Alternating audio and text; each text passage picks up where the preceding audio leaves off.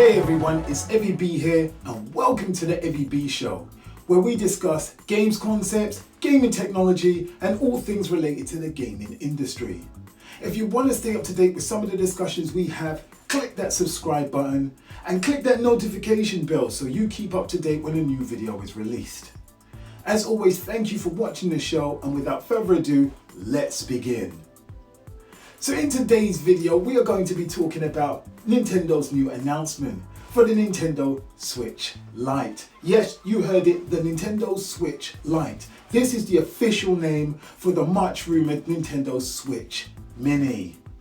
This is a bold step from Nintendo, using the Lite naming convention to do two things. The first thing is the size. Obviously that makes sense, it's a smaller device and it's targeted as that. But the second thing is light in features, meaning that they have omitted some things from the device, like the infrared functionality on the Joy-Cons, the detachability of the Joy-Cons, the HD rumble, that was another thing that they discussed taking out. And there's a few other things which I will list just in case I haven't mentioned it. And this leads into what can the device do versus what can the device not do. Now let's start with the can-dos. Because this is still a Nintendo Switch, it can play all the Nintendo Switch back catalogue off the bat. But it comes with a caveat. For all those games that require the motion controls of the Nintendo Switch original, you will still need the Joy-Cons for those. Like games like 1-2 Switch. That can't be done straight off of the Nintendo Switch Lite. So there is a compromise that's being made here. And it makes sense because this is a device that's an all-in-one.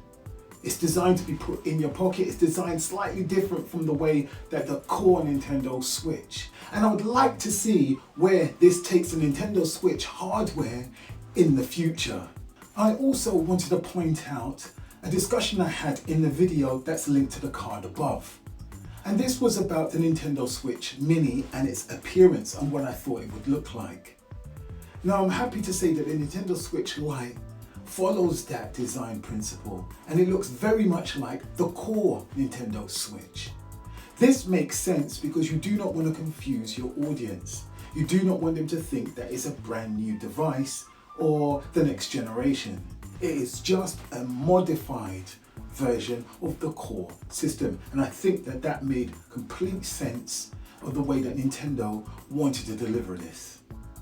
This leads me to think about their target market, and looking at this video you can see that they are targeting the young child to the young adult.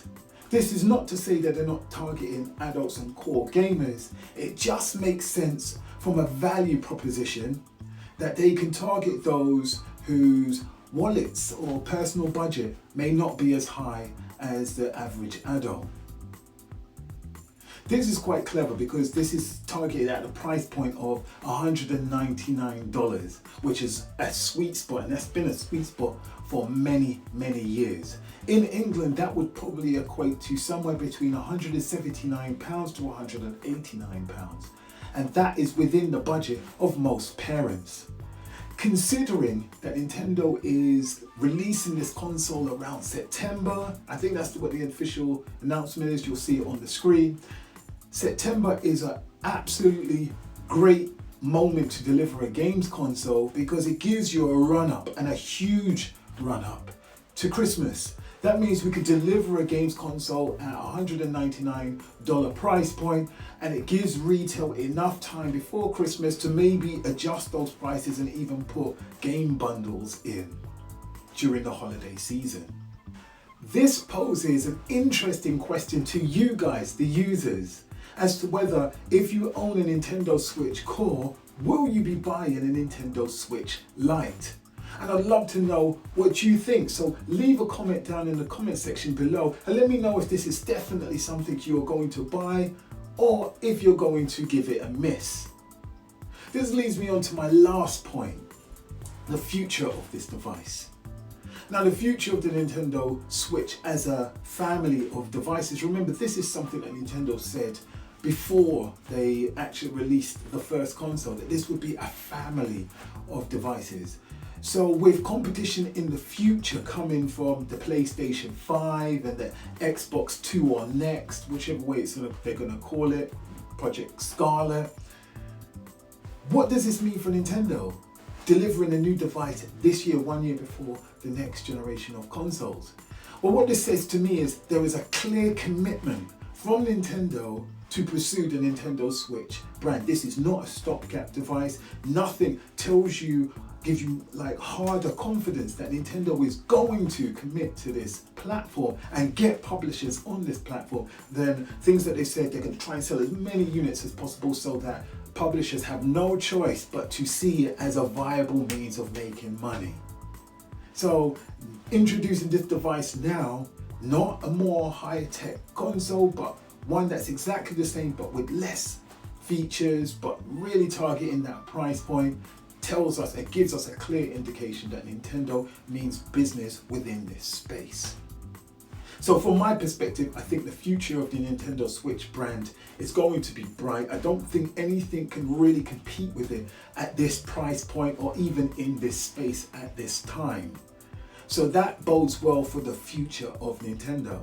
I would like to know from you guys in the comment section below what you think of this design choice, what you think of the price point, what you think the future of Nintendo is going to be. Will they be able to continue to compete at this level? What do you think of Nintendo's chances if publishers suddenly stop supporting PlayStation 4 and Xbox One? Ports from the PlayStation 5 and Xbox 2 are not going to be coming on this device as a straight port. There'll have to be a remodified version. Maybe they might even give this system a miss altogether. What will be Nintendo's strategy going forwards? Welcome to Bonus Day. In a typical Nintendo and Apple tradition, I've got one last thing to mention.